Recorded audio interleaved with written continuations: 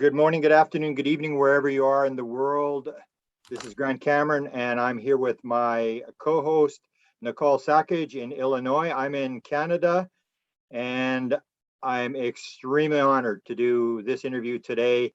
Most people know that I'm a strong supporter of experiencers, and we've made a little step forward in terms of experiencers who've always been looked down on in the UFO community. An article has just been written by Ralph Blumenthal, who most people will know, wrote the very famous article in the New York Times in December of 2017 about the secret government program for UFOs with Leslie Kean. Ralph has just finished a book on John Mack, who wrote the book on abduction, almost lost his job at Harvard University over backing experiencers, abductees, whatever you want to call them. We usually like to call them experiencers. And Ralph has now come forward with an article on experiencers. And it's published in the debrief. And you'll see at the end, there's a lot of still hedging. Well, this is anecdotal, this is not proved, all this kind of stuff. But this is a step ahead. This is a step where the experiencers who I say that if you want to understand what's going on with UFO phenomena, you will not, I guarantee you will not figure it out until you talk to the experiencers. You have to talk to the people who are interacting with the intelligence behind the phenomena. And we have one of the people that was interviewed for this article by Ralph Blumenthal, and it's Robin Lassiter from Colorado, and I am so honored. It was a little bit hard to find her. She's new on the circuit. I found her as soon as I heard her interview. I said I've got to interview her, and she's joining us from Colorado today. Welcome, Robin. Thank you so much, Grant. Thank you, and Nicole as well. I'm very excited to talk to you today and look forward. You're part of a team, and you probably already know that there's still a lot of the UFO community who sort of doesn't have much to do with experiencers. They're into nuts and bolts. They're into let's grab these little aliens and put them on reservations and grab that technology and let's make some money out of this thing, or let's shoot them down because they're doing bad stuff or whatever. And it's a long road, but I can sort of assure you that we have made a turn, especially with this article that Ralph has done, and people like you stepping out. And I think that'll be part of your story, that you've been told to step out. You've been told to come forward and to tell this story. And I think we've made a turn. In fact, I would actually say, this may be a little controversial, but I would actually say that when it comes to experiencers, you may not know this whole story because you're just new to this, and I've worked on this, that the famous program that you hear about, the government program, ATIP and OSAP and all this kind of stuff, they started about 2007. It's now 2000 and almost 2022. Only 2 years did they have any funding. The rest of the time they had no office, no employees, no money. So does anybody really think that this is the main program? I will guarantee you, I'm going to write this up, I will guarantee you that the experiencers have an office in the government. They have been briefed to the President of the United States. There are people who know what's going on, and the experiencers, in the end, I've seen the last chapter of the book, the experiencers win. The message will get out. So I really appreciate you coming forward, because this is a tough go. It's not like I saw a UFO. That's one thing, but when you come forward and saying, I actually had them in my room, I had dreams of them, that's a different story. So I really appreciate your coming forward, and I appreciate Nicole, who's an experiencer as well, from joining. I told her you got to be in this I think this is a historic interview where we take another step forward and get out what I think is the real message behind this, that this is, as I call it, the Super Bowl of all stories, if you understand what's going on. And that's what impressed me about your story. And maybe we can start, because experiencers are lifers. People think, the person was in the wrong place at the wrong time, they got grabbed by these aliens or whatever. And we now know, when I started in 1975, everybody thought that UFOs were random. You saw a UFO, you were in the wrong place at the wrong time, or the right place at the right time. And if you saw a UFO, you were crazy. But if you saw 2 UFOs, if you claimed that you saw 2 experiences, even the people in the UFO community wouldn't talk to you, because now you're totally nuts. Now we know that it's not random. We now know that, we always call it, the joke is in the UFO experiencer world is, if you've had the experience with the beings, you're a lifer. We can go back. So let's go back to the beginning, because all the experiences will go back and say, so when did this start? And you basically, it all goes back to before you had all sorts of crazy ideas in your head about politics and religion and whatever. They take people and start to train them very young. So can we start with you, with your experience, when it sort of opened up, when you sort of realized that you had some experiences that other people didn't have? Yeah, so my earliest experience was, I think, 4 or 5 years old. I was very young, and there was a being that came to visit, and I had no sort of fear in my body or no indication that this wasn't anything out of the ordinary. Honestly, as we know, memory at that age is tricky. Like, I didn't have any context for whether this was normal or abnormal, but I have the memory of it.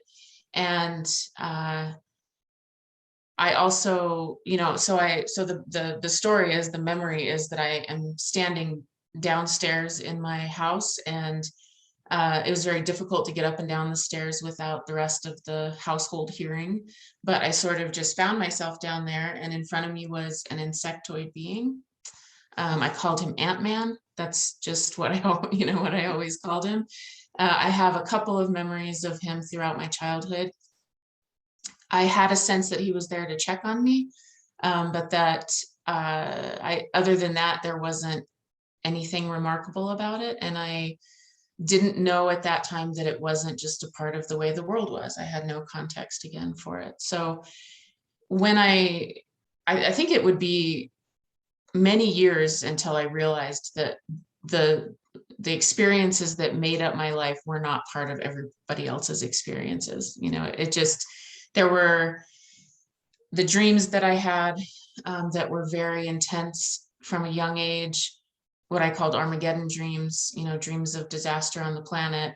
And they seemed to be associated with times where I would have a sense of leaving my house, floating up through the roof, way up into the sky, traveling with, some presence. And that those, in my childhood and probably into my teen years, those were primarily the experiences that I had. And I think it wasn't until I got to about that age that I realized that my level of sensitivity to the world, my awareness of other energies and beings wasn't sort of a normal thing. And things, there are things to talk about and things not to talk about. And then also the other part of this is very brand new for me. I kept these experiences very close for fear of, the few times I talked about them, nobody knew what I was talking about. It wasn't well received. I was not aware of this, decades long group of other experiencers and people studying the phenomenon and all of this. I truly was completely unaware of that. And all of that, so in the last year, hearing now from other experiencers and finding all the commonalities has been really astonishing for me, and has allowed me to settle a little, to not just be on guard quite so much. The experiencer group, the group that I'm a part of, the support group, has been tremendously helpful in, like, okay, it's not just me. I don't have to suffer through this alone. This is a phenomenon that exists. And then there are parts that are very unique to me and parts that overlap with other people as well. So after all of that, I'll let you go. Okay, a couple related questions for experiencers who may be watching this, who are in the situation you were before you came public. In terms of experiencer group, is that an important element to have a support group, to get in there? Because I told you I had started an experiencer group called Experiences Anonymous, where people could come into a room, and I actually banned one guy because he kept asking people, what are you here for? What's your story? And I said, you're not allowed to talk about this, leave them alone, and have people in there. Did you find it extremely not rewarding, but encouraging to have people that supported you? And would you recommend to other people? Because there's probably a lot of people that will watch this who are still in the closet. You know, for me, I came to a point in my journey where I felt compelled to speak about what had happened, you know, compelled to speak about the experiences that are still ongoing. And that was an overwhelming feeling. I could no longer ignore it. And so when I reached out for kind of help and support with this and became part of the experiencer group, and you know, for a while I was just kind of on the site reading people's accounts and things like that, but it was actually going to the Zoom meeting where there's other people there who are talking about things that no one in my life has ever spoken about. There, you know, it was really shocking to me, and I'm shocked a lot. Like, I'll lead with that. Though I'm always like, oh, you know, the world is sort of shocking to me, but it still is awesome to me when I go into those groups, and you don't have to spend the first, you know, 20 or 30 minutes explaining to someone the difference between a dream and an altered state, or you know, and say, no, this actually was real, even though I can't, you know, I don't have to have those conversations. We all meet at a certain level of just belief, and then we can share and talk about difficulties and vulnerability. So I don't know, I don't know what the path forward would have been for me if I had not had that support. It's been like foundational for me, for sure. Beautiful. One more weird question, and then I'll give it to Nicole for a question. When people always encounter beings, people always ask questions like, did they probe you? Did it hurt? Were you scared? I always ask the question, so I'll ask you the question I always ask people. Did the being have any clothes on? And you've kind of had a couple of beings. Did it have any clothes on? And the question I always ask people, how do you know if whether it was a male or a female? Those are interesting questions. I never thought about it until you asked. The insectoid being did not, my experience, you know, people have asked me, was this a mantis being, which I didn't know was a common phenomenon until recently. To me, this being seemed to have an insectoid exoskeleton. Okay. So I would say no, in terms of clothing. I would say that other than if this were a, you know, I could potentially see it being some sort of suit, but it felt biological to me. And then in terms of the, you know, masculine or feminine, there's just a feeling that comes with the presence. I've had experiences with entities that feel feminine and feel masculine, and it's so clear that I don't even question it, you know. That's good, because that's exactly what people will tell me. I'm really not sure. I just know it was, and I had the experience with a female, and I remember I was using a tape recorder, and I said, I cannot believe I am talking to a female, and it blew me away. I was like, and I didn't know how it was. It was just, it's like the essence, that there's this essence that a lot of people will describe that the being, like I'll say, do you have any sex organs? And I've never had anybody said yes yet. So then it was like, well, how do you know? But it does have that presence. You can tell whether it's a male or a female. So go ahead, Nicole. Okay, well, this will be a fun one for me because in your previous interview that I listened to on aliens and artists, you did mention a being, and it gave you a feminine vibe. And I think you said she was wearing a purple cloak but had this like crazy wild gray hair. And you knew by her looks that you weren't supposed to take her seriously, which comes up often when you talk to experiencers enough. There's something just off about the being they're with, or it encompasses a part of maybe your personality as well. So you feel like this kindred of, it's not coming from nowhere, like this is something I could level with. So if you could tell us a little bit more about that experience, or go through it a little bit and tell us about that being, I would love to hear about that. Yeah. So I went, let's see, I had a period in my life where I began having very regular out-of-body experiences and really intense dreams. What I at that time, because I had no idea, no context again, I had what I called, what were auditory hallucinations. I heard my name being spoken, the room would shake, all of these really intense things were happening. And over time I had a series of dreams where these spheres would show up, these glowing orbs, and they would show up during Armageddon dreams. So there would be, this one in particular, the most memorable one, there were lines of refugees, and off in the distance there was, war and terrible things going on, and it was so distressing. And I was looking around going, how can I help here? But the only thing I had to give was my clothing. It's the only possession that I had with me, and I knew that if I gave that up, I would have nothing to trade later for food or water. I just had nothing. And so I was sort of in that space trying to figure out what to do. And out of the sky floats a trio of spheres, of orbs, purple, green, and blue. And they kept showing up in my dreams. And in one dream, basically what happened is through this time, they began to teach me things, and particularly the purple sphere. And so I would be having these dreams, they would float down, and this purple sphere would sort of overwhelm me, and then I would kind of pop inside of it. And so then I would be inside of the sphere, there would be a purple hue to the world. I was out of the Armageddon dream at that point. Now we were walking through a very familiar landscape.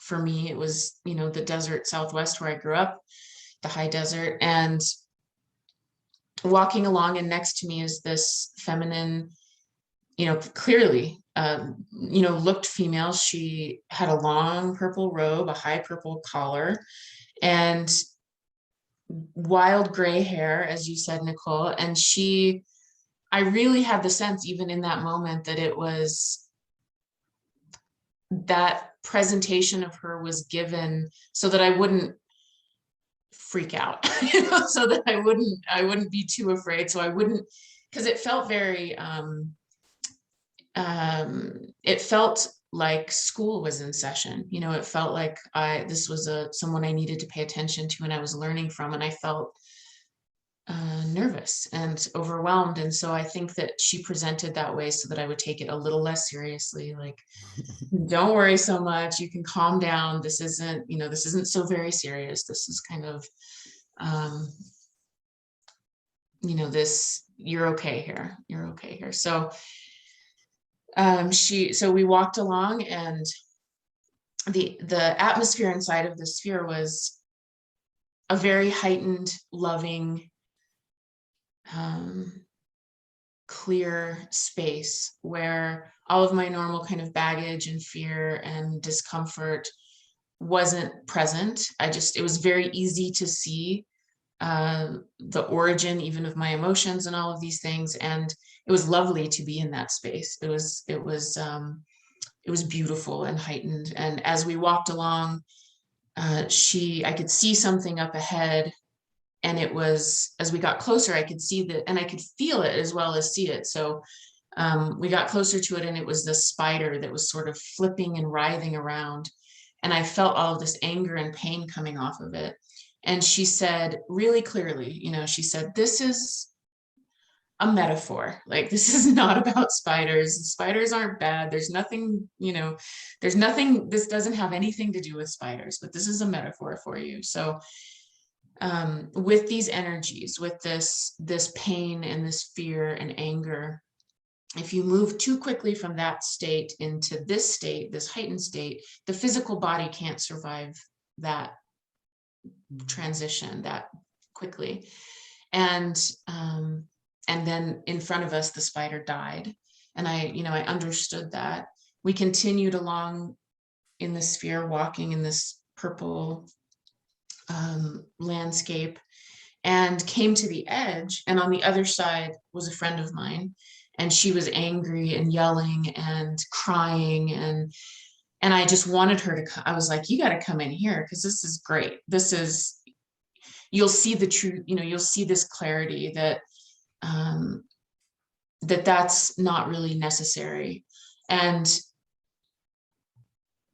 one thing that struck me and continues to strike me as really important is that the feminine presence next to me, you know, she explained to me, she said, no, remember, you can't move from that state to this state so quickly. Like, her physical body won't survive the trip. But there was no judgment of her, and there was no pity of her. She wasn't like, oh, poor thing, we have it figured out in here, but she doesn't have it figured out. Someday she'll figure it out. There was none of that.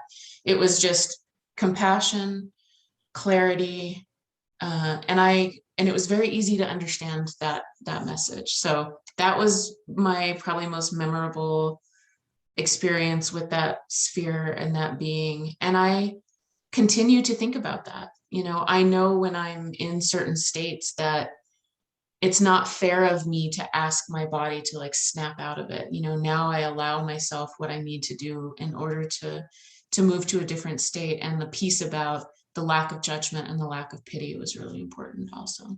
Mhm. So wonderful. Now, I know you have kind of continued to have experiences. Has that being visited you in that form again, or has it taken a different form? Or yeah. Yeah, that specific form I have not seen again. I have not seen again. The experiences that have continued and are continue, you know, Right. within the last like 2 weeks, you know, they're present in my life at the moment. And you know, they're here with me a lot. So but primarily I feel like the beings that I interact with are who I call the four who are one, who are the glowing, you know, the resonance and the buzzing and the light. And they typically show up in a unified mass. So as not as four separate beings, but four heads, four sets of shoulders, you know, in a kind of glowing mass. And they communicate as a collective. That's what I've experienced so far. Wow. That's so beautiful. Mine says he can be 1, 2, or 3, but all are him. So often I feel like 2, you know, right here and here. But I've also been told those are 2 angels, where some people usually only have 1. I have 2. So I still try to sort it all out. I soak it all in. Yeah. I'm gonna ask you maybe a parlay, because Grant might like this. It's not very often, but it does come up about big cats or panthers and experiences. And Grant will know that I automatically think to a really special story, but also one of Grant's assistants had a very profound experience with a panther face, I believe, Sinead. And I also thought of that moment too. So I'll let you share that, and then maybe Grant will ask you a few more questions next. So thank you. Yeah, thank you. So that experience it ended up being a sort of a confirmation experience, because it was the most hyper real experience that I had ever had in my life. It was, I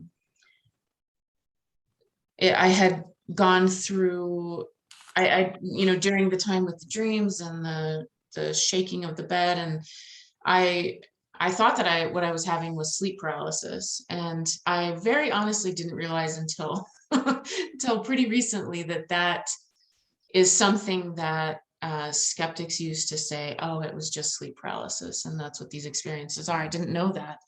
At the time, I was just kind of researching, like, what is happening to me? Why am I paralyzed? I can't move. And I found this definition for what was happening that, of course, did not include all of the other things that were going on, but that piece was, you know, was there as well. And I suffered and struggled with it for a long time. It's terrifying. It was a terrifying time. This was not a loving, joyful, like, these were not those kind of experiences for a while. And in my struggle with that, you know, for several months, I kept having these experiences and they were really distressing. And one night I was in that state of paralysis and terrified, and I would use all of my willpower to kind of pull myself out of it and then just be taken right back in. And this went on for a while, for a long time. And finally, because I didn't know what else to do, I couldn't think of anything else to try. I thought, I wonder what will happen if I surrender to this. And I wonder what will happen if I just let this happen to me, you know? And people ask me, should I do that? And it's like, I don't know if you should do that. Like I don't know if it's always safe to do that. I truly don't. For me, it resulted in a really profoundly important experience in my life. So I surrendered to whatever was trying to happen to me. And the minute that I did, I was overwhelmed with the light and the buzzing. And the buzzing was a fullness of sound and vibration that overwhelmed and affected all of my senses. And I was inside of it. You know, I was not just hearing it or seeing it, but it contained me. And I realized, you know, what also happened in that moment is a lot of the terror went away. So I was still kind of, you know, I was very alert. I was watching and listening and experiencing everything very fully with a very amplified awareness, but I sort of had a clarity and the terror went away. And I think it went away mostly because I was so curious, because this was such a new experience. But what I realized was that the sound that I was hearing was the sound of every sound on earth simultaneously. It was all the sounds. It was everything, and it had a mass and a density, and I was inside of it. And I listened and I heard a specific sound that, you know, that I kind of picked out from all of the sounds. And it was the rustling of leaves. And as soon as I identified what it was, I was immediately walking through a dark jungle forest, and the leaves were brushing past me, and I was inside of a black cat, you know, a jaguar or a panther. And I was aware that that's what was happening, but it almost didn't matter, because again, the fullness of the senses was it was so heightened that I was completely absorbed in and fascinated by it. I could feel everything easily. I could see everything really clearly. I could identify sounds. I knew what they were. Every hair was like an antenna. So that was a sense of this animal. It was one of the senses that she used in the world. And I also could feel, you know, I've never felt that before, but stepping onto the earth, this connection, this sort of electric connection with the planet. And so it was just this incredibly sensory experience. And that continued until I heard the buzzing again. And I realized that anywhere that I wanted to, that I could focus on any sound that I wanted, and I could have any experience that I wanted. I was aware of that.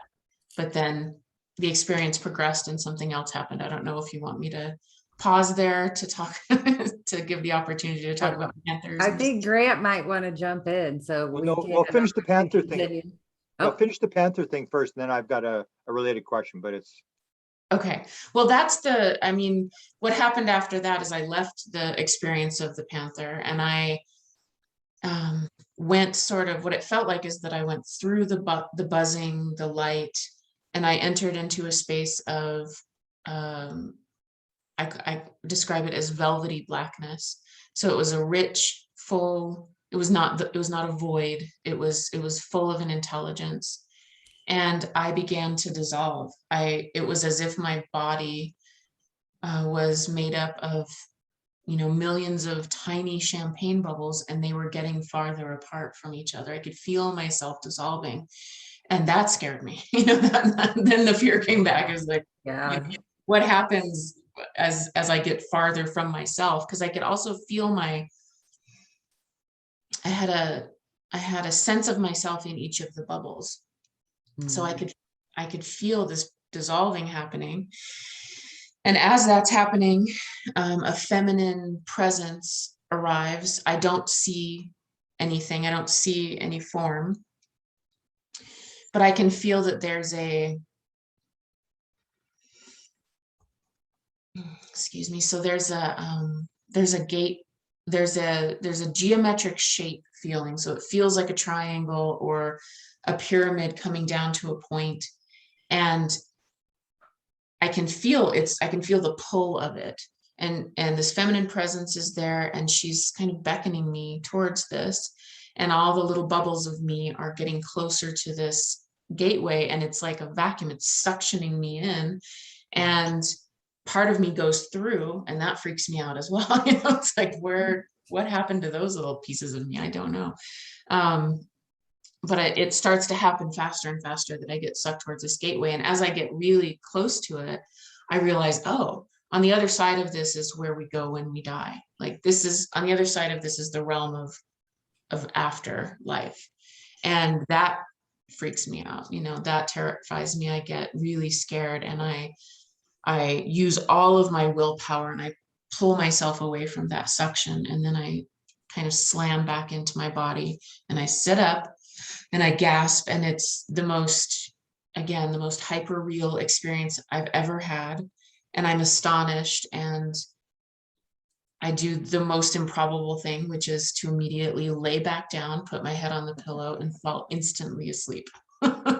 And that's not me in any case. I don't do that on a normal day, but after something like that, it was a very, unlikely thing for me to do. So I fall instantly asleep, and I fall directly into a dream, or again, a very lucid, vivid experience where I'm standing in the valley near where I grew up. I know exactly where I am. It's winter, there's snow. Across the meadow from me is a ridge line with trees, and out of the horizon line, rising, massively up into the sky, there are the four beings. And that's the first time that I had the experience of them in that form. And they said, "We're here for you when you're ready." And that's the totality of that experience. And it changed my life, because it could not be denied as anything. It was only real. This is one of the two parts that really interest me about your story, because I think it's so extremely important. You're talking about the sleep paralysis, and I've written a book called Contact Modalities, and I say in all contact modalities, when you go into the field and meet, angels and have these mystical experiences and samadhi experiences or whatever, there's always trauma. And so you have the thing with the sleep paralysis. And I always sort of wondered, why do beings wake somebody up in the middle of the night and go, Robin, wake up. And then you wake up and go, oh my God, there's an alien in my room. And it's got to be the most terrifying thing. And I think what a part of it is if you studied a lot of different modalities, for example, psychedelics, that's the absolute number one rule. The rule is surrender is the only rule. Believe me, surrender is the only rule. That when you surrender, you go through. And when we have these trauma experiences, I always ask, who's in trauma? Is it your spirit, or is it your ego? Because when you're starting to dissolve, and your body is starting to dissolve and disassemble as it happens in these experiences, you're fighting. It's like the ego says, no, I'm not going, no. And you start to fight. And that's when you go through like the hell experience, where you pull away. And it's that surrender thing where John Hopkins will say, where they work with cancer patients and PTSD patients and stuff, they'll say the number one rule is trust, let go, and be open. Just let it happen and be open. So I think this is what I think is very important in your experience, is because people will say, oh, it's abduction, and they think about babies and they're grabbing people against their will and stuff. And when you hear your experience, it's this whole thing. No, this is much more complicated. This is much more spiritual than what people think it is. This may not even be aliens. This may be something totally different. And what you're describing is what other people will describe, for example, in near-death experiences. They've done these studies that show that the people who have the bad near-death experiences are people who can't let go. They're trying to control the situation, and they're in this trauma. And then you mentioned this thing about when you wake up, when you come there and you say you did the most improbable thing you can possibly think of. There's got to be hundreds of people who've told that story, where they wake you up, they scare the living daylights out of you, and then they say, okay, put your head on the pillow and go to sleep. And the person says, and I say, what do you do? Oh, I pulled the covers over my head and I instantly went to sleep. And that's like, no, if you got a being in your room that scares the living daylights, that's the last thing you're going to do is put, and so they can control the situation. And it's almost like that. That's why I think your story is so important. And this is the question I want to ask you is this idea, is this, because people will think this is like physical, they're grabbing your body, they're taking you and whatever. And the more you listen to this, the more it sounds like out of body. And you mentioned out-of-body experiences. 80% of all experiencers say they have out-of-body experiences. And so you start to wonder, is this really physical, or is this something where they're changing your vibration, where you start to vibrate and they take you into a matrix reality or some sort of reality, and they teach you and this sort of stuff. So the question I wanted to ask you is this idea, maybe we can get a little more into the idea of surrender, because you actually brought up the word yourself, and this idea, in all your experiences, how many, I think you said at one point, you think there was only one that seemed to be like it was actually may have been a physical experience. So talk about this. Is it a physical experience? Is it an out-of-body experience? Because, you hear the stories that nobody's ever seen anybody being abducted. And a lot of people say this doesn't make any sense. And I'll help out a little bit too.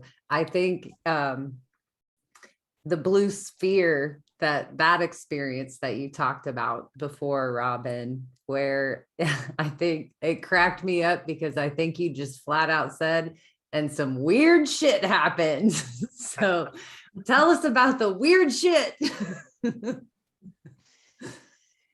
I think that I'm trying to parse out a physical experience versus an out-of-body experience. And I will talk about the blue sphere, which, that was the weird one.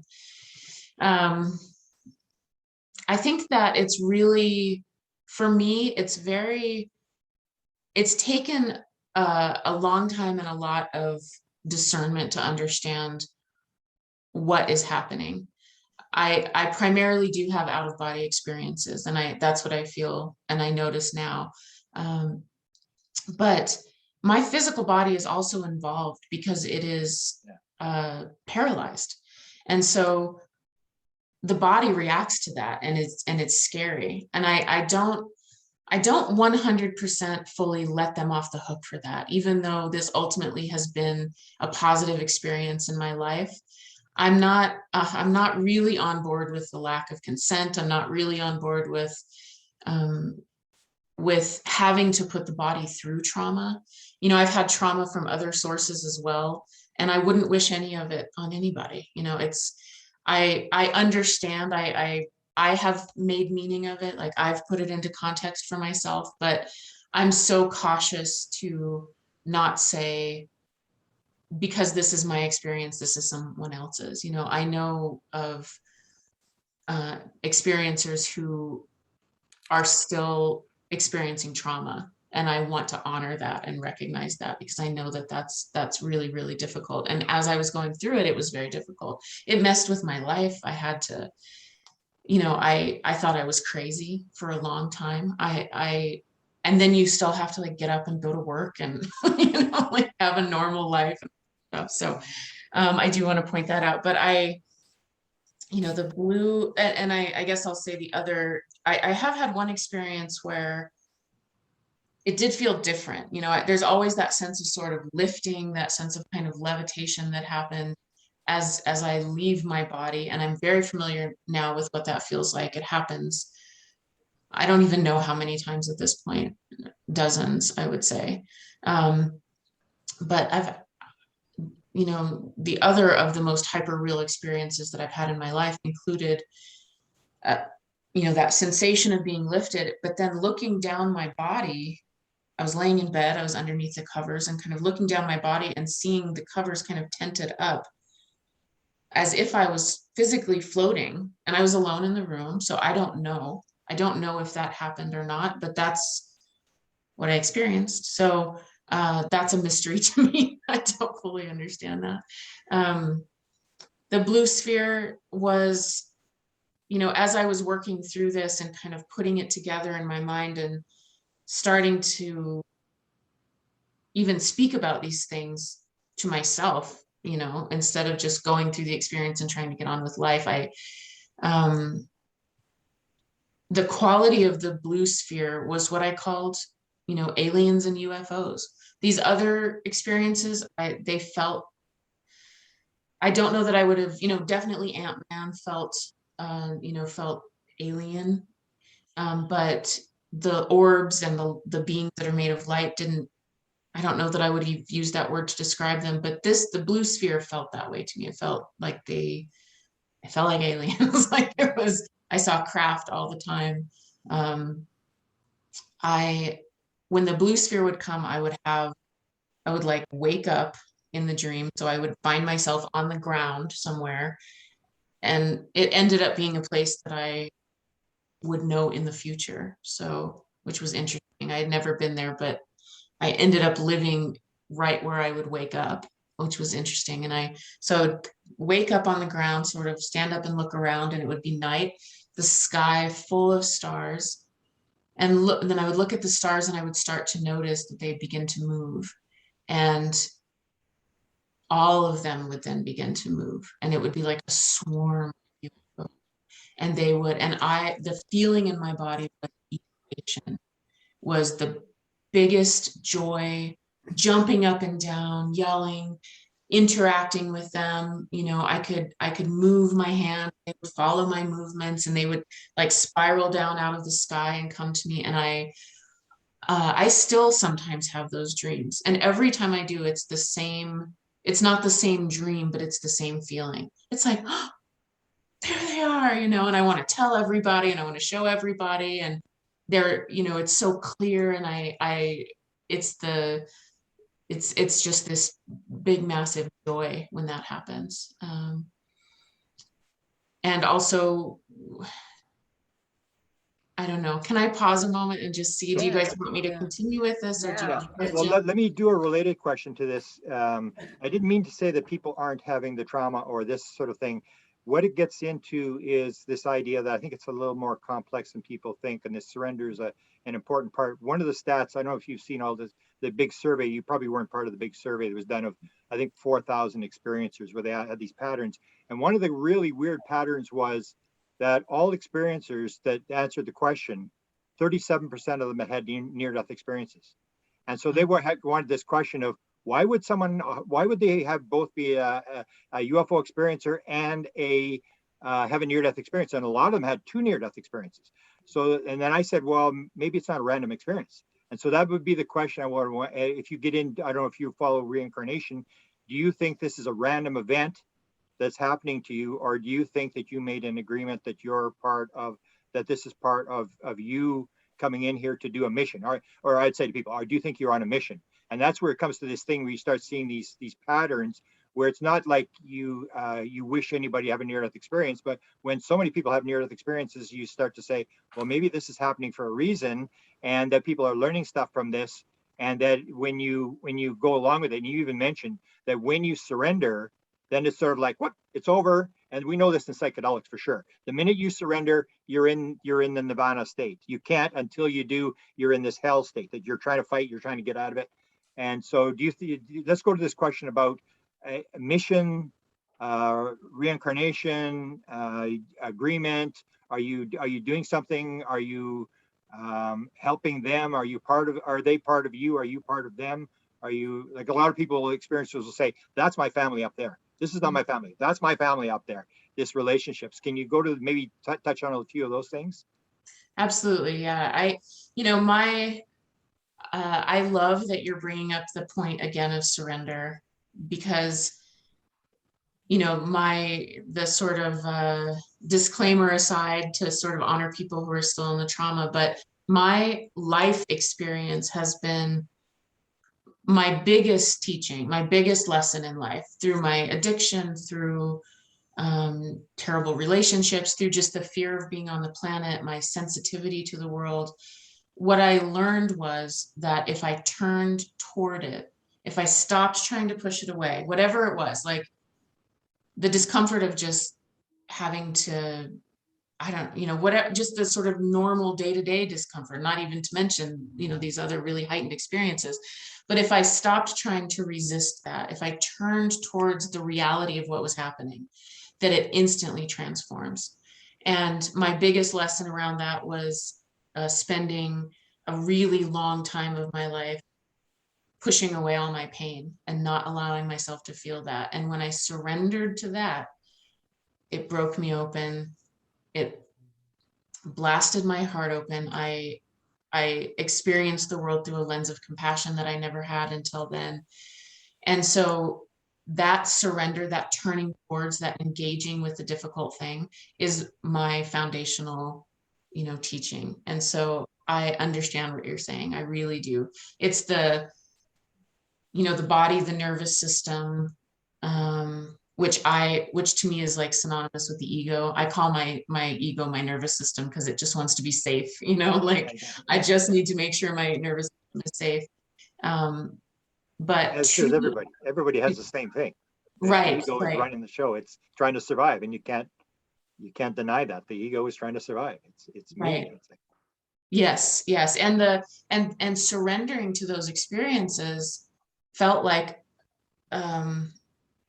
having to face death. It really did. That letting go that you're talking about, the near death experiences and things. It's like, what happens if you really allow this thing to obliterate you? Do you survive it?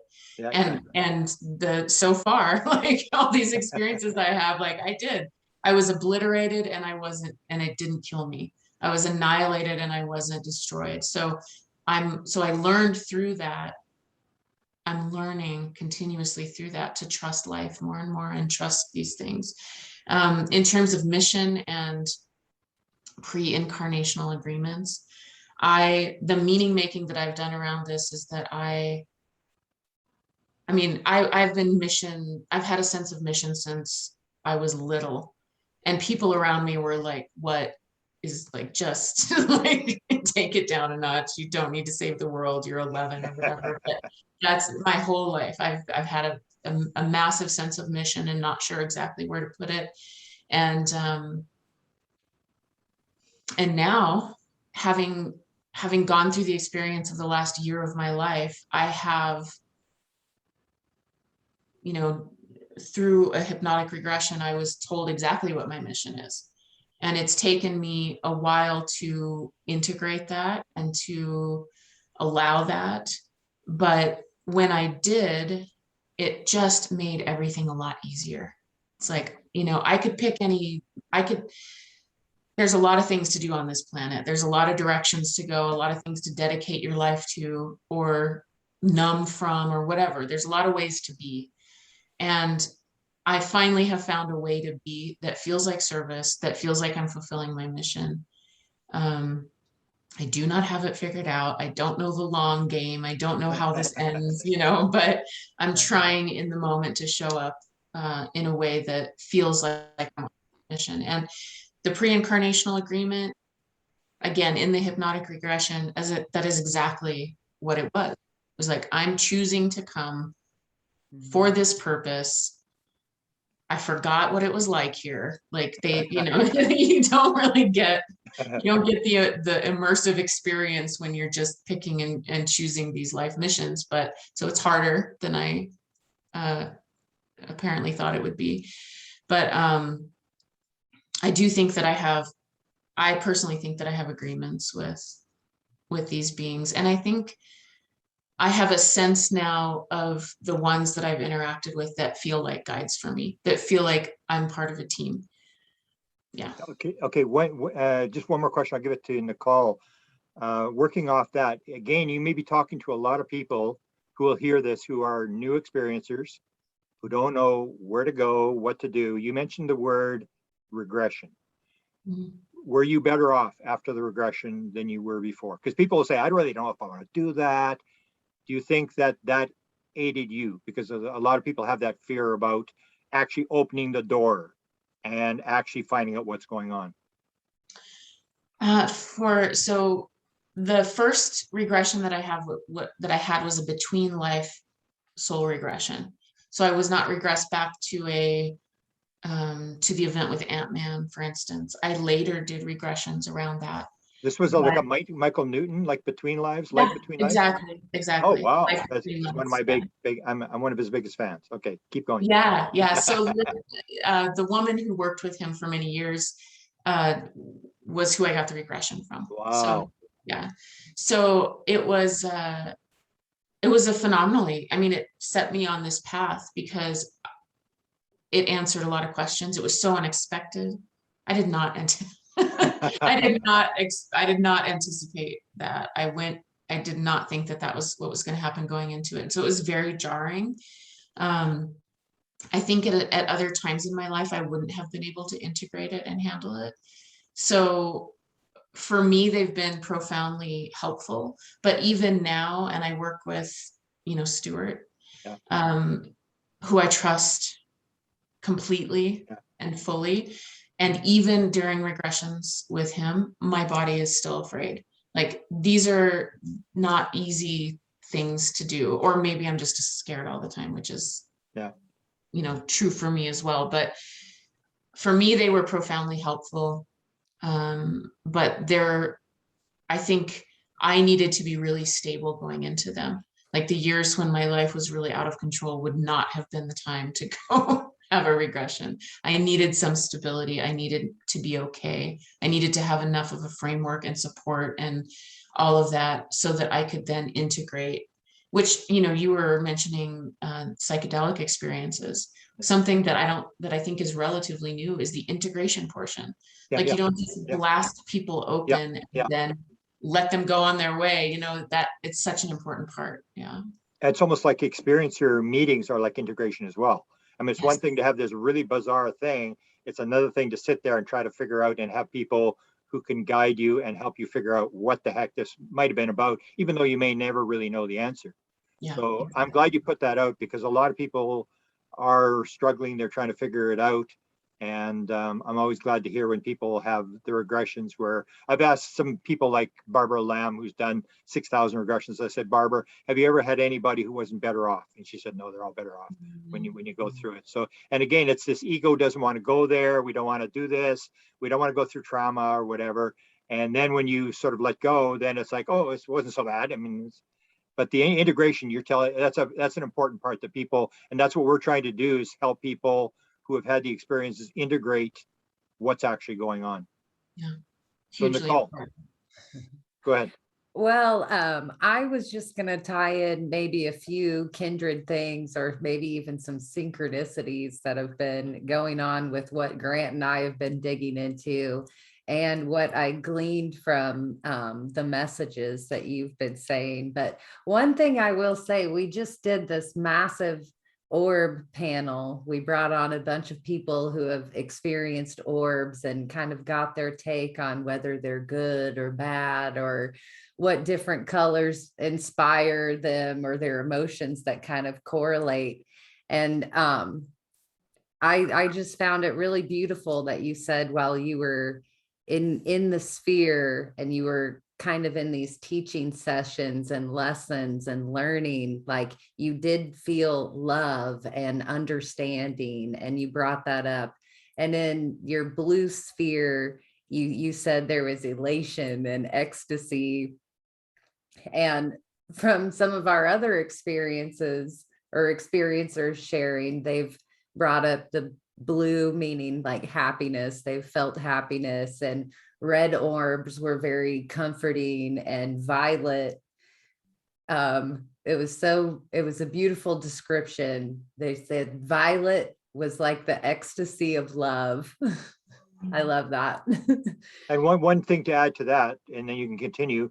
Yeah, Michael Newton, Robin had the Michael Newton. In the Michael Newton world, there's various colors of spirits in the life between life, and it goes from white up to violet. And when Michael Newton heard he had somebody look at yourself, what color are you? Violet. He'd say, can I talk to your soul guide? Because that's the highest level of. And so I was encouraged when you said you had a sort of a purple violet orb. That's in the Michael Newton world. That's pretty high level stuff. It's fun finding the similarities, even though everybody's story is so unique, like a snowflake. So, and actually, I was wanting you to share some of your touchstones with nature that you've brought up. I think that you've been able to find comfort and acceptance, and you've always had like a base home with nature. And I think that's something that we all kind of recognize at different times. It's like the extreme empathy, or you feel at one with everything in the universe, and nature seems to come up and at play with that. Like, we talk to so many people who have started animal shelters or, plant forests and things like that. It's always interesting. So I would love you to talk on that for a while.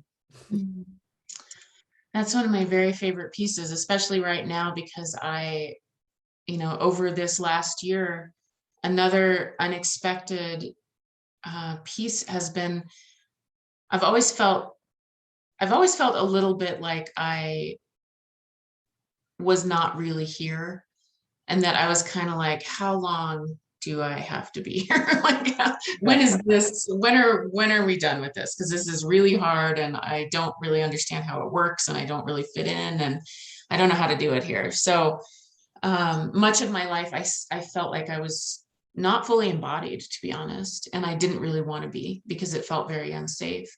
And over this last year of integrating this story that I have been given, which is the story of my life, I just fell in love with the planet. I fell in love, like, not that nature hasn't always been important to me, but something new is happening.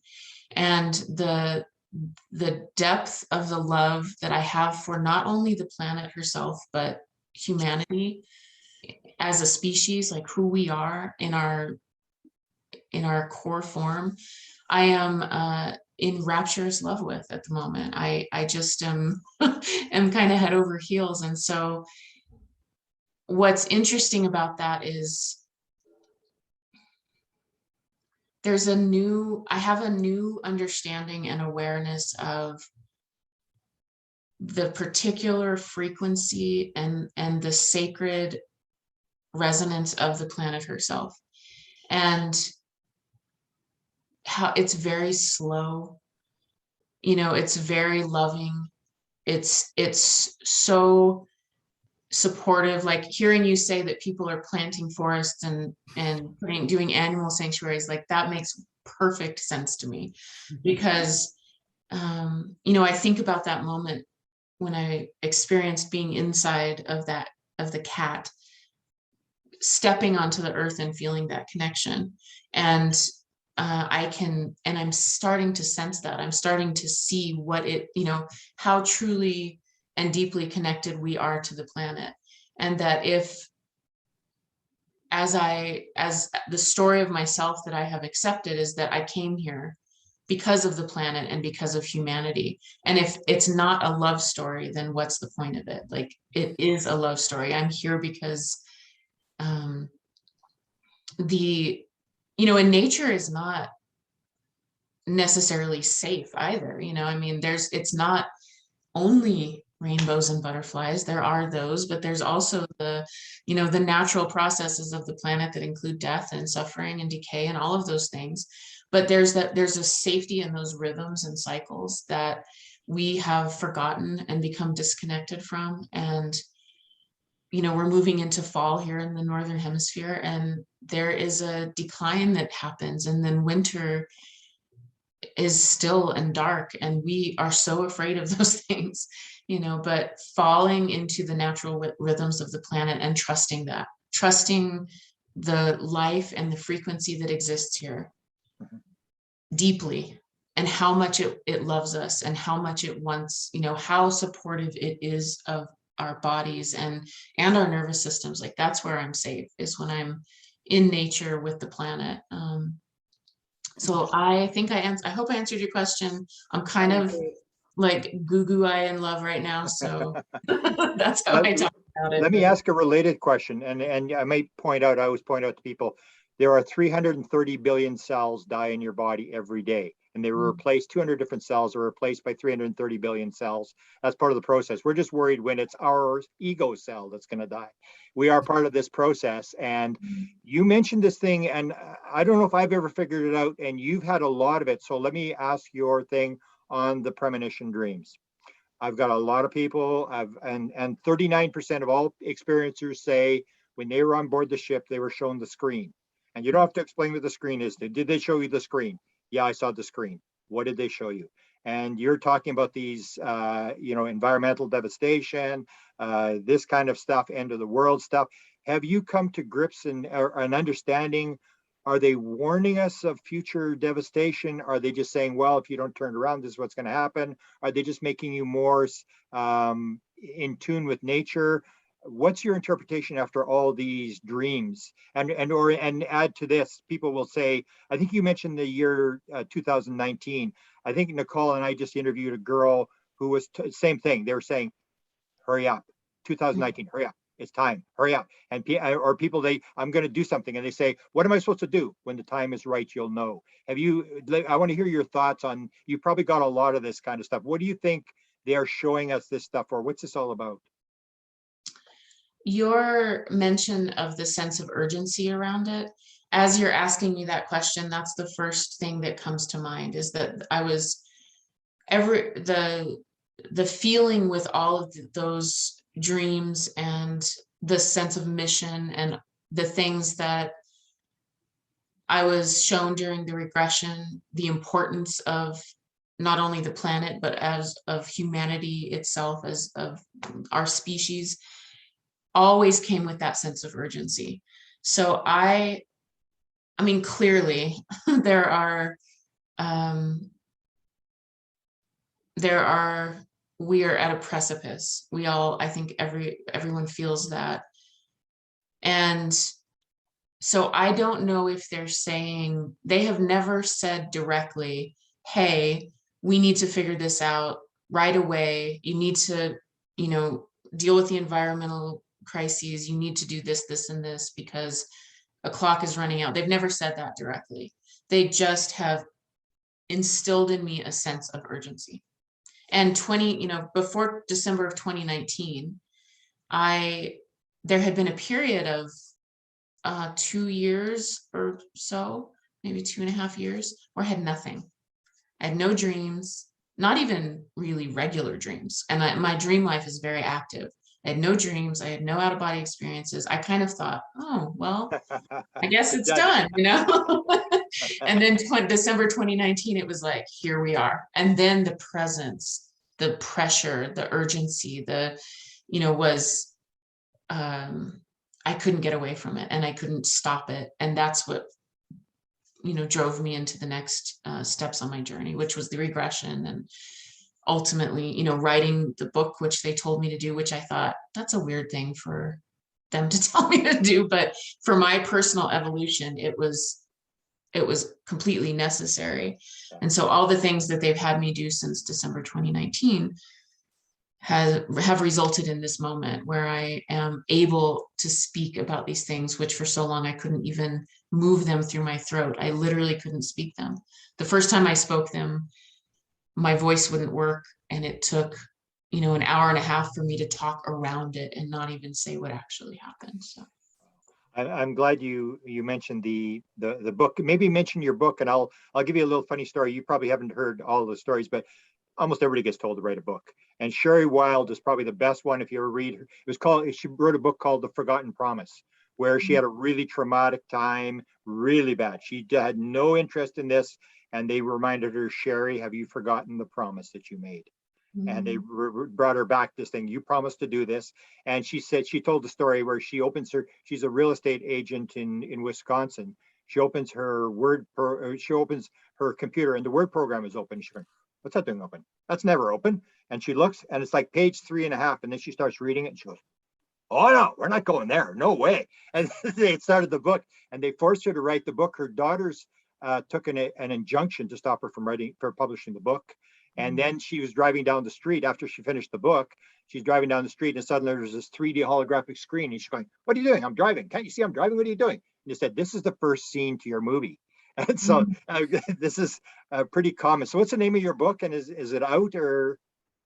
It's not out. It is, I just wrote it because they told me to. I haven't even come to the point of knowing what to do with it. I shared it with my family, which was really important to me. And they understood me in a new way because of it. They knew who I was in a way that they never had. So I think, I had titled it, let's see, I can't even, it's so funny. So I had titled it Arrive, and a piece of my artwork is on the cover, but it's changing. And so I think I'm going to call it Earth, a Love Story, because that's what it's turned into. So well, we can help you. I have a publishing company called It's All Connected. It's all connected. And what we do is when I hear people have stories like this, I say, have you written this down? You should write this down for your kids, your grandkids, or whatever, because eventually everybody's going to think, oh, that Robin, she was the luckiest. She was right there when it happened, and they'll forget all the trauma and all this kind of stuff. So we can sort of help you because everybody's doing self-publishing now. It's not that hard. We can help you and show you what you want to do when you finally do it. So I'll let it go to Nicole. I only have maybe 2 quick questions I want to ask. I don't want to keep you all night, but I'm absolutely fascinated with your story. You're better than I actually thought you were going to be. But I've got at least 2 more important questions, but I'll go to Nicole now.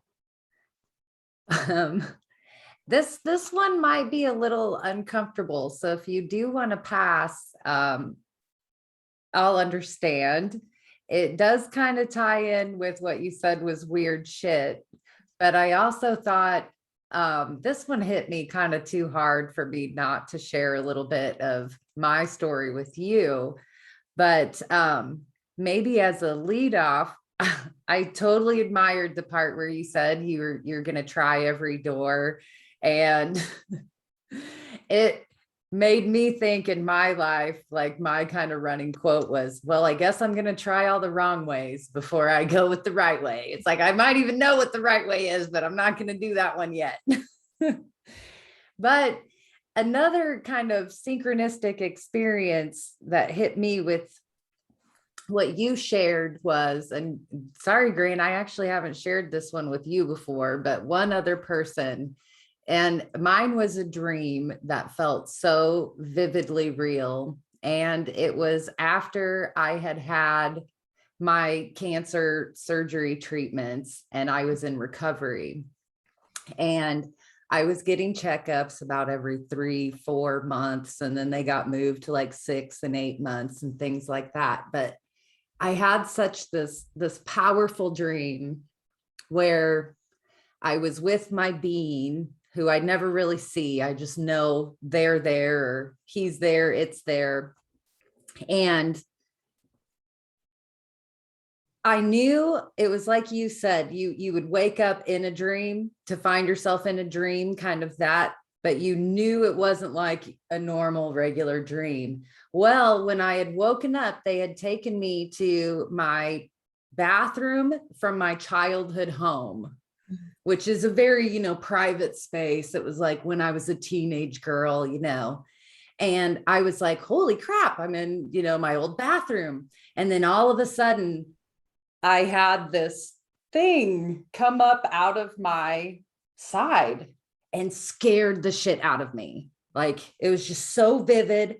It snapped me awake. Like you said, you've woken up so many times to, and well, I had a mark on my side. And of course, the first thing I did, I was like freaked out. There was something going on with my body. Like, I just knew.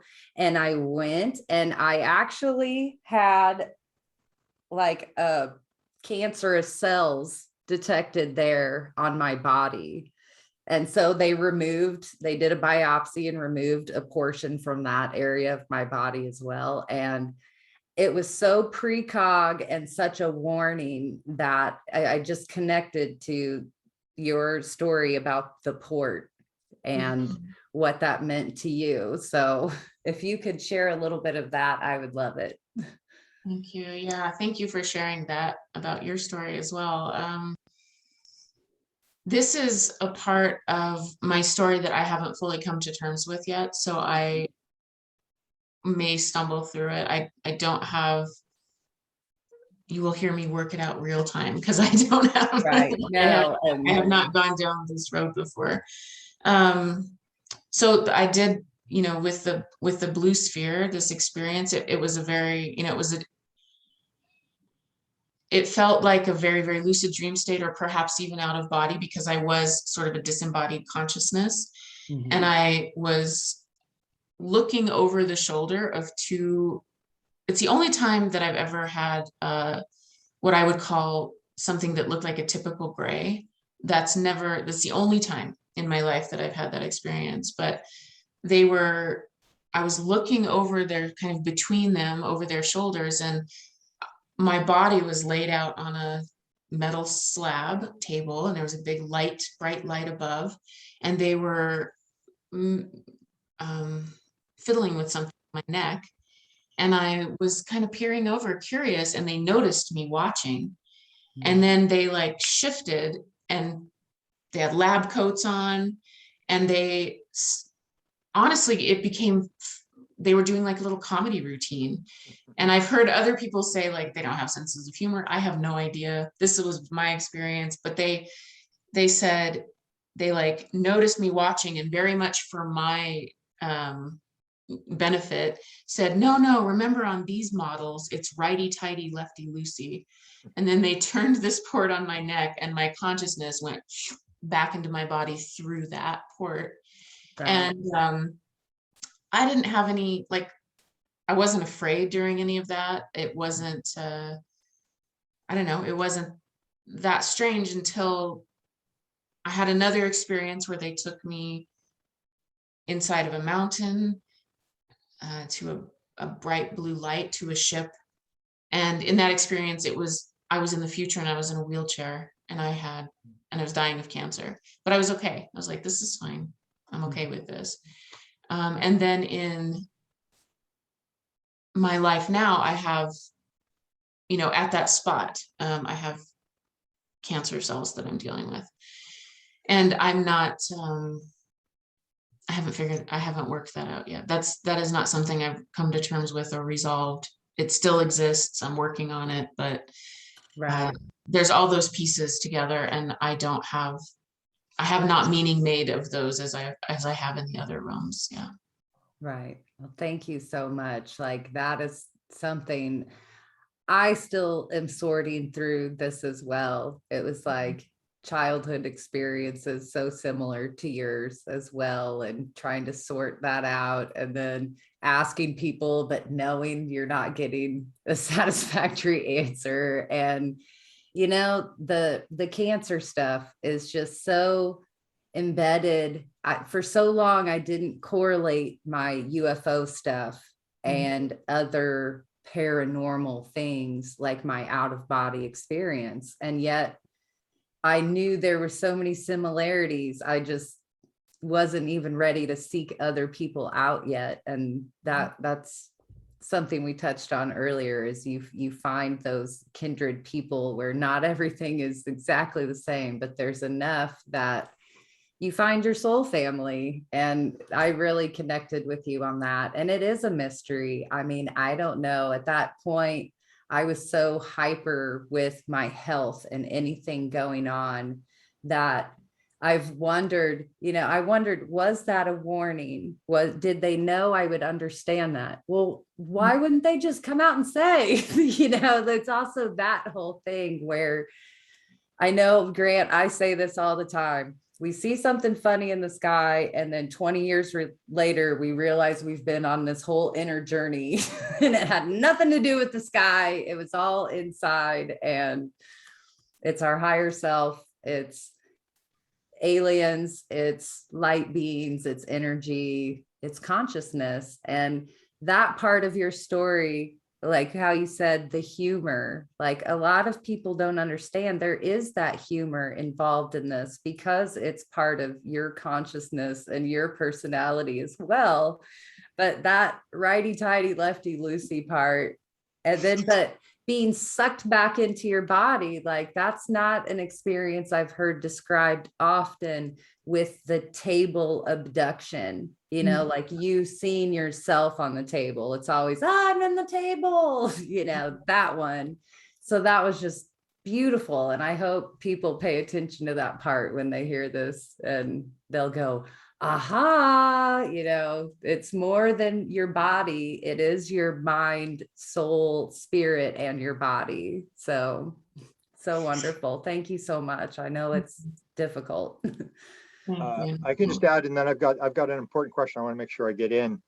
When you mentioned that, Robin brought up that she's an artist. You know that we have done a bunch of interviews with artists, and there's about to be I won't say there's about to be a project done on musicians. I wrote a book on musicians and UFOs, which was given to me a message from what are called the Guardians, to give me a message from Chris Bledsoe, the messages in the music.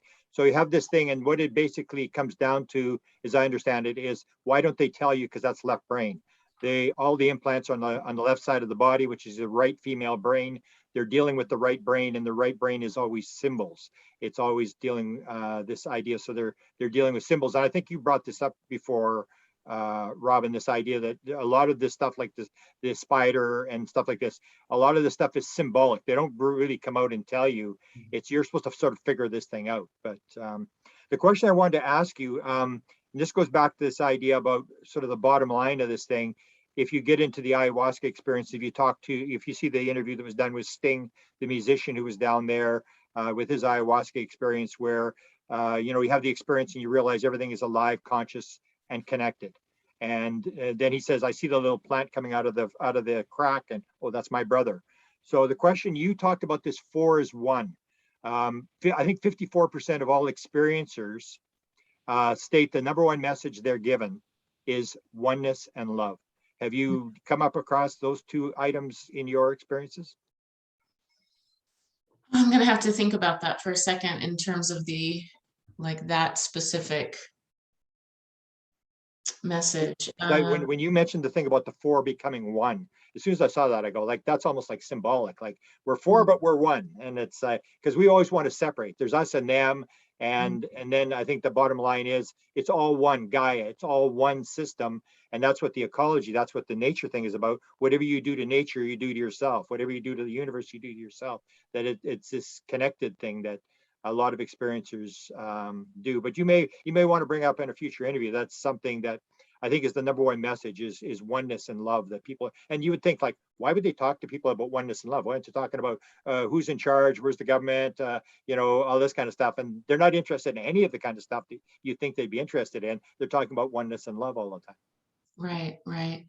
Yeah, I what I would say is that the experiences, to me, the 4 who are 1, the way that specifically comes across is that they are some type of collective.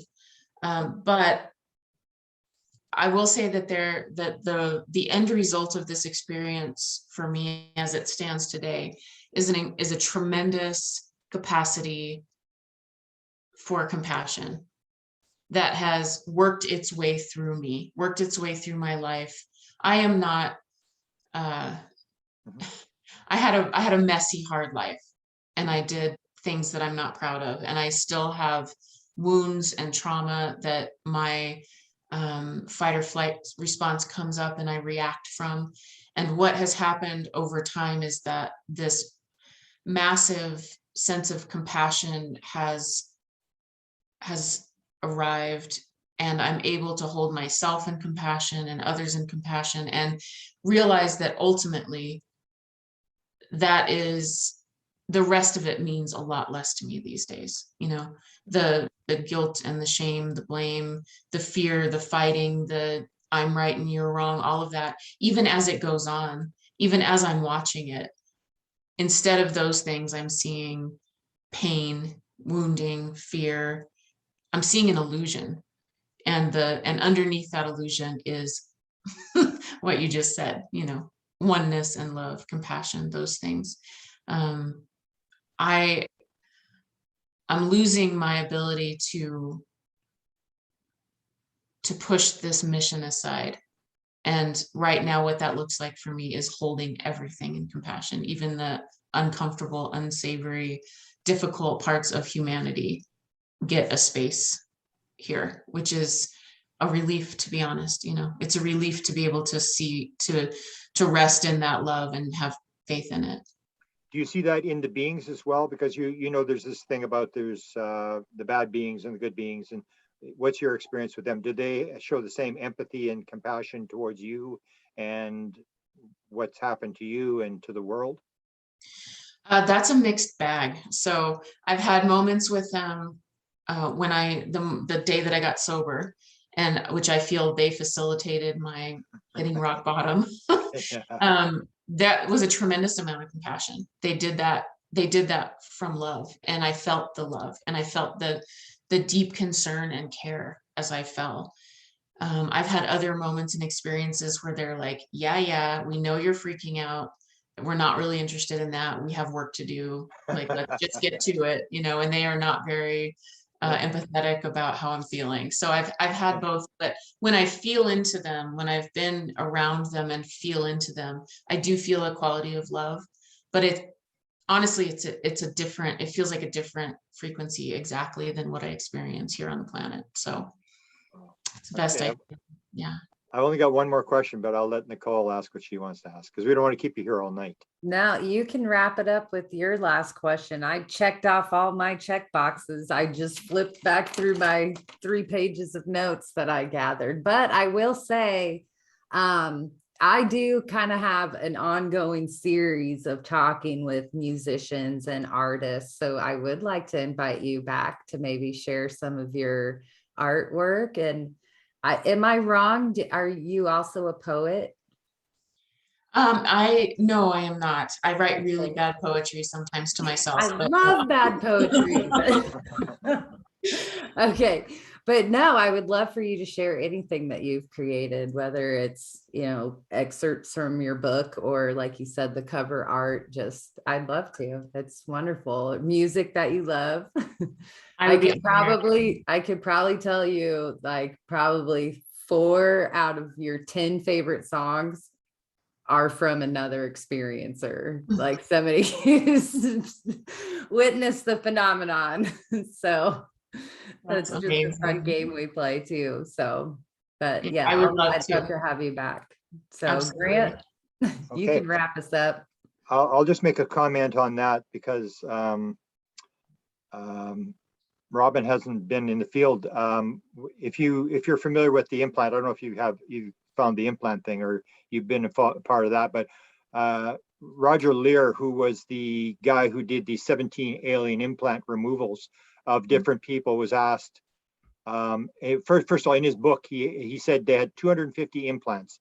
They were all on the left side of the body, which means whatever they're doing with the implants, they're not interested in your rational, analytical, male left brain.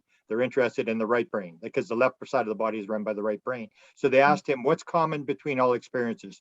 And he said, they're all right brain creative people, and there's tons of them in Hollywood. And so that's the thing about the art thing, that we find this very distinct connection. But the question I wanted to sort of ask you, and I hope you do more interviews, because I love to listen to your interviews because you always bring up some new stuff. And I think I've learned more from your discussions, your interviews, than I've learned on a long time. But my last question is, you've done the book. So let's go to the last chapter of your book. How do you sum it up? What's this all about? What's going on? I got out of that. I gave myself an out. Oh, perfect.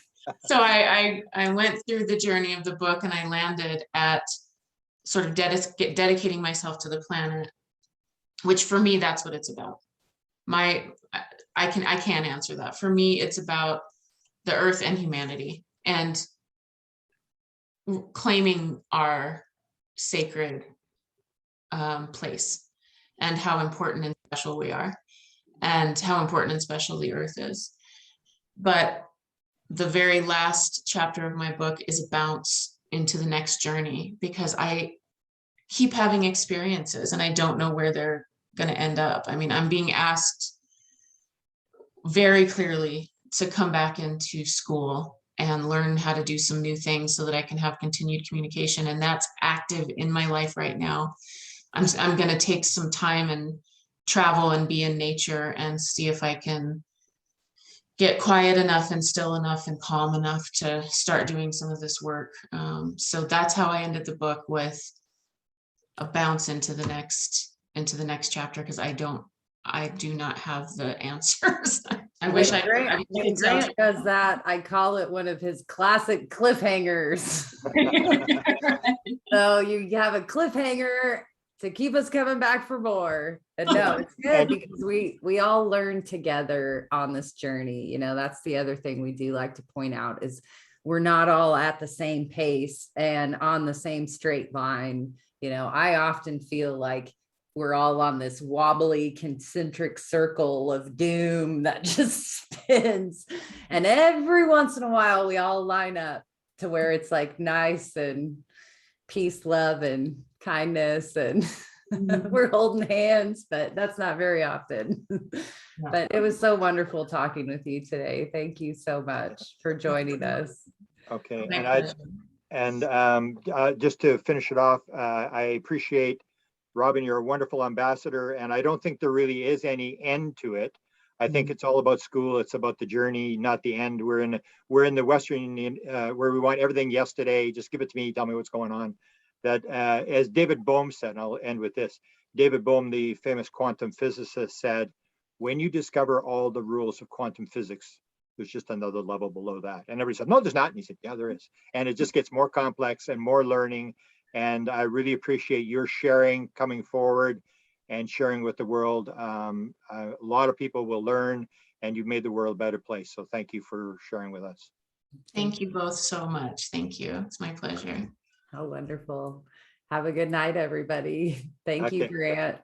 Okay, and we'll send a copy to Robin so she can use it for what she wants. Thanks. Definitely. Good night. Night. Thank you.